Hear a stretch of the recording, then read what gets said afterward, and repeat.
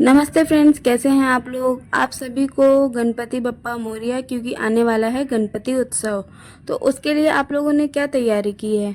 तो चलिए आज कुछ गणपति उत्सव के लिए बनाते हैं। उसके लिए हम आज बना रहे हैं ये गणपति जी की छोटी सी प्रतिमा। गणपति जी की छोटी सी प्रतिमा बनाने के लिए आपको ये छोटा सा टेडी बियर चाहिए, चाहे तो आप छोटी सी डॉल भी ले सकते हैं। फिर उसके बाद एमसील या क्ले की मदद से आप गणपति जी की सूंड, पैर, हाथ और पेट बना लेंगे। और कान बनाना बिल्कुल मत भूलिएगा। और हाँ, एक बात तो बताना भूल ही गए, मोदक बनाना तो बिल्कुल बिल्कुल बिल्कुल भी मत भूलिएगा, क्योंकि हमारे गणपति जी को मोदक सबसे प्रिय हैं। क्या आपको पता है गणपति जी और कार्तिकेय जी, जो कि उनके बड़े भाई हैं, उनमें एक बार एक प्रतियोगिता हुई थी।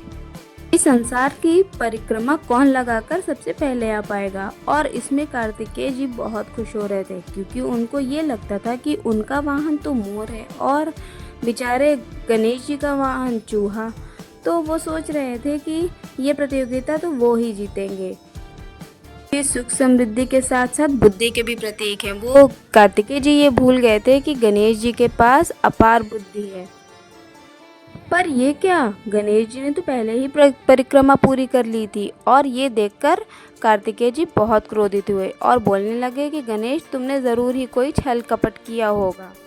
ये सब देखकर उनके माता पिता यानी शंकर जी और पार्वती जी मंद मंद मुस्कुरा रहे थे। फिर उन्होंने बताया कि ऐसा कैसे हुआ।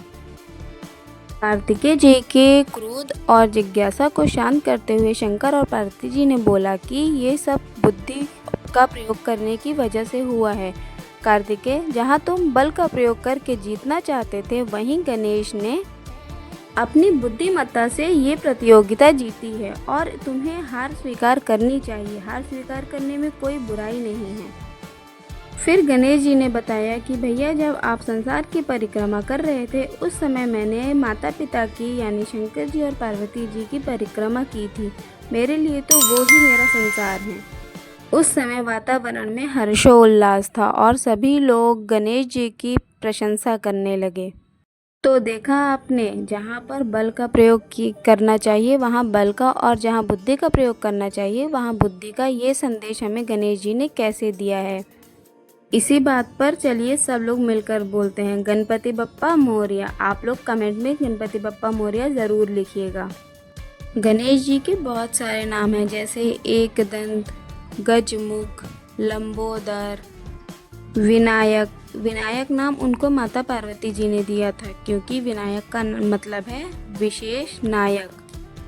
और जब भी कभी कोई पूजा पाठ या शुभ प्रसंग होता है तो गणेश जी की पूजा सबसे पहले होती है, इसीलिए उनको प्रथम पूज्य भी बोला जाता है।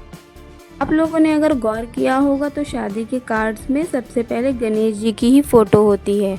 वो इसलिए क्योंकि सबसे पहले गणेश जी को ही आमंत्रित किया जाता है और सबसे पहला कार्ड हम मंदिर में देते हैं। हमारे गणेश जी का बाल स्वरूप बनकर तैयार हो गया है। तो आप लोग बताइएगा ये गणेश जी की प्रतिमा कैसी बनी है।